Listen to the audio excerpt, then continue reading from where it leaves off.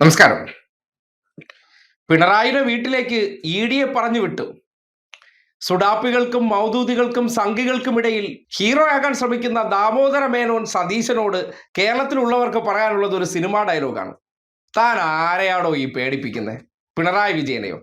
പണ്ട് കരുണാകരന്റെ പോലീസ് ജയിലിൽ കൊണ്ടുപോയി തല്ലിച്ചതച്ച ചരിത്രമുണ്ട്. അന്ന് പേടിച്ചിട്ടില്ല. ആ ചോര പുരണ്ട ഷർട്ടുമായിട്ടും നിയമസഭയിൽ വന്ന ധൈര്യമാണ്.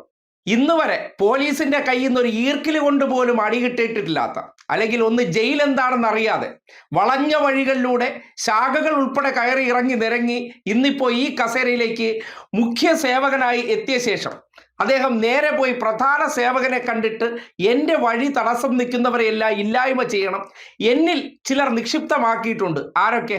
സംഘികളും മൗദൂദികളും കൃസംഗികളും ഷാജൻസ്കറിയ ഉൾപ്പെടെയുള്ളവരുടെ മുഖ്യ ശത്രുവിന് ഒരു പണി കൊടുത്താൽ എനിക്കവിടെ വലിയ കയ്യടി കിട്ടും. ആ കയ്യടി കിട്ടാൻ വേണ്ടിയാണ് ഞാൻ എന്ത് ചെയ്ത് ഡൽഹി പോയി അതേ ഫ്ലൈറ്റിൽ ഇ ഡിയുമായിട്ട് വന്നത്. ഇന്നിപ്പോ സതീശൻ ഹീറോയാടാ ഹീറോ എന്ന് പറയും. എത്ര ദിവസത്തേക്കും ആ ഇ ഡിക്ക് മുന്നിൽ ഇതുപോലെ ദാമോദര മേനോൻ സതീശനാണ് ഇരുന്നതെങ്കിൽ മുട്ടിലിടിച്ച് മുള്ളിയനെ. കാര്യം 5 തവണ MLA ആയിട്ടുള്ള വ്യക്തിയുടെ ആഡംബര വീട് അടുത്ത ദിവസം നിങ്ങൾ കണ്ടതാണല്ലോ. 150 പവനോളം വരുന്ന ഗോൾഡ്. ഏത്? വെറും മണി ചെയിൻകാരനായിരുന്ന വ്യക്തി അദ്ദേഹം 5 വർഷം കേവലം മുഖ്യമന്ത്രി ആയിരിക്കുമ്പോൾ പറവൂറുകാരൻ ആലുവയിൽ പോയി സ്ഥലം വാങ്ങിച്ച് അത്യാഡംബര വീട് 5000 സ്ക്വയർ ഫീറ്റ് അടുപ്പിച്ച് വരും. ആർക്കും ഒരു പ്രശ്നവുമില്ല. പക്ഷേ ഇ ഡിക്ക് മുന്നിലിരുന്നാൽ ഇതിന് മുഴുവൻ തെളിവ് വയ്ക്കേണ്ടി വരും. ഈ വരവ് ചെലവ് കണക്കുകൾ കാണിക്കേണ്ടി വരും. പക്ഷേ പിണറായി വിജയനെ സംബന്ധിക്കുന്നിടത്തോളം നിങ്ങൾ ഉണ്ടാക്കിയ കണക്കിനപ്പുറം ഇത്രയും കാലം അയാളുടെ രോമത്തിൽ തൊടാൻ പറ്റാതെ പോയത് എന്തുകൊണ്ടെന്നാൽ അയാൾക്കെതിരെ പലതരത്തിലുള്ള നീക്കങ്ങൾ നടത്തി നോക്കിയിട്ടും അവിടെയൊന്നും എത്തിപ്പെടാൻ പറ്റിയിട്ടില്ല. അങ്ങനെയാണ് എക്സാലോജി കേസ്. ഏത്? മകളുടെ പേരിൽ മനോരമയിലൂടെ ഞങ്ങൾ തന്നെ ഉണ്ടാക്കി കൊണ്ടുവന്നതിന് ശേഷം മാധ്യമങ്ങൾ റിപ്പോർട്ട് ചെയ്തു എന്ന പേരിൽ, അതായത് ഇ ഡി ഉദ്യോഗസ്ഥരെല്ലാം കഴിഞ്ഞ കുറേ കാലമായിട്ട് മനോരമയ്ക്കാണല്ലോ റിപ്പോർട്ടിംഗ് എന്ന് പറഞ്ഞാൽ മനോരമയുടെ കൂടി ആവശ്യമായിരുന്നല്ലോ. അതാണല്ലോ മാസപ്പടി. മനോരമ യഥാർത്ഥത്തിൽ മാസപ്പടിയും ദിവസപ്പടിയും വാങ്ങി കൂലിയെഴുത്ത് നടത്തിയതിനു ശേഷം ഈ നാട്ടിൽ സംശുദ്ധ രാഷ്ട്രീയ പ്രവർത്തനം നടത്തുന്നവർക്ക് ആ ചാപ്പ കുത്തി കൊടുക്കാൻ വേണ്ടി പണിയെടുക്കുന്ന 7ാം കൂലിയാണ്. ആ 7ാം കൂലിക്കാരെല്ലാം കൂടി വിചാരിച്ചാൽ പിണറായി വിജയൻ തലകുടിക്കുമെന്ന അയാളുടെ തല 1 ഇഞ്ച് താഴത്തില്ല, ഉയർന്നു തന്നെ ഇരിക്കും. ഒരു സംശയവും വേണ്ട. അയാളുടെ മക്കളായിക്കോട്ടെ കുടുംബമായിക്കോട്ടെ ഇതുവരെ ഭരണവുമായി ബന്ധപ്പെട്ട് ഒരു 10 പൈസ അവരുടെ ജീവിതത്തിലേക്ക് എടുത്തിട്ടില്ല എന്നുള്ളതാണ് റിയാലിറ്റി. നേരെ മറിച്ച് നോക്കിയാൽ സതീശന്റെ കുടുംബത്തിലെടുക്കൂ.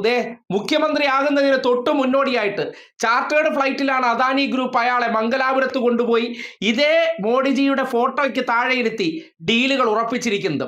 അതുകൊണ്ടാണ് നേരെ പ്രധാന സേവകന്റെ വീട്ടിലേക്ക് കേരളത്തിൽ ചുമതലയേറ്റ മുഖ്യ സേവകൻ ചെല്ലുമ്പോൾ മലർക്കെ വാതിൽ തുറന്നിട്ടു. നമ്മുടെ നാട്ടിൽ പറയാറില്ലേ, രാജാവ് ചക്രവർത്തി, സംഘികളുടെ ചക്രവർത്തിയുടെ മുന്നിലേക്ക് കേരള രാജാവ് ചെന്ന് അവിടെ മുട്ടുകുത്തി ഇരുന്നപ്പോൾ PM ശ്രീ ഫണ്ട് വരെ ഒപ്പിടാതെ 350 കോടി രൂപ മറ്റേ കിഴി കെട്ടി കൊടുക്കും പോലെ സതീശന്റെ കയ്യിൽ കൊടുത്തു. മറ്റെന്തെങ്കിലും ആവശ്യമുണ്ടോ വത്സ?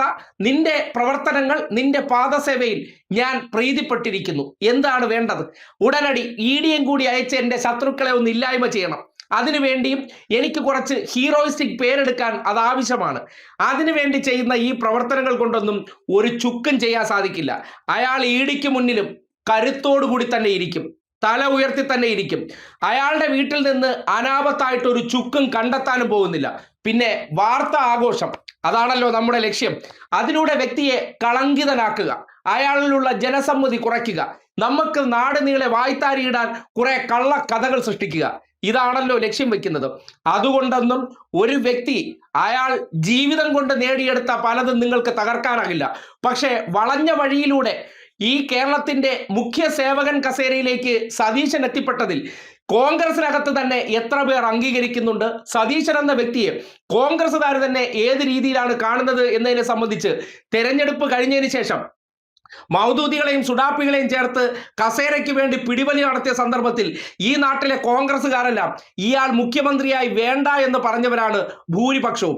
അങ്ങനെ സ്വന്തം പാർട്ടിക്കകത്ത് പോലും ഒരു വിലയില്ലാത്ത വ്യക്തി ഇന്നിപ്പോ ഇ ഡിയെ പിണറായി വിജയന്റെ വീട്ടിൽ കയറ്റുമ്പോൾ ഒന്ന് തെരുവിലേക്ക് നോക്കിയാൽ മതി. ആ തെരുവിൽ ഇറങ്ങി വന്ന മനുഷ്യർ ആരും നിർബന്ധിച്ചിട്ടല്ല, തനിയെ വന്നതാണ്. സതീശന് ഇങ്ങനെ ആള് വരണമെന്നുണ്ടെങ്കിൽ അത് സുഡാപ്പികൾക്കും മൗദൂദികൾക്കും എന്തെങ്കിലുമൊക്കെ ഓഫർ പ്രഖ്യാപിക്കേണ്ടി വരും. അല്ലാതെ കോൺഗ്രസിലെ ഒരു പട്ടിക്കുഞ്ഞു പോലും ഇയാൾക്ക് വേണ്ടി രംഗത്ത് വരില്ല എന്നുള്ളതാണ് യാഥാർത്ഥ്യം. അതുകൊണ്ട് പിണറായി വിജയന്റെ വീട്ടിൽ ഈടി കയറ്റി സമൂഹത്തിന്റെ മുന്നിൽ അങ്ങ് ഇകഴ്ത്തിക്കളയാമെന്ന് കരുതിയാൽ അതിനാണ് നേരത്തെ പറഞ്ഞ പോലെ ഇയാൾ ആരെയായി പേടിപ്പിക്കുന്നത്? മുതുമുത്തച്ഛന്മാരായിട്ടുള്ള ഇന്ദിരാഗാന്ധിയും രാജീവ് ഗാന്ധിയും വിചാരിച്ചിട്ട് നടന്നിട്ടില്ല. പിന്നെയാണോ താങ്കൾ? അന്നും ഇതുപോലെ അയാളെ വീട്ടിൽ കയറി പോലീസിനെ കൊണ്ട് എടുപ്പിച്ചിട്ടുണ്ട്, ജയിലിൽ കൊണ്ടുപോയി MLA ആയിട്ടും തല്ലിച്ചതച്ചിട്ടുണ്ട്. അതെല്ലാം മറികടന്ന് ഇന്നത്തെ പിണറായി വിജയൻ ആയിട്ടുണ്ടെങ്കിൽ അതാണ് അയാൾ കടന്നുപോയ വഴിയിലെ രാഷ്ട്രീയ കരുത്ത്. അതിനെ നിങ്ങൾക്കൊരിക്കലും ഇമ്മാതിരി ഊളത്തരങ്ങളോ ഇമ്മാതിരി ഓലപ്പാമ്പുകൾ കാട്ടിയോ പേടിപ്പിക്കാനാകില്ല എന്നുള്ളതാണ് യാഥാർത്ഥ്യം.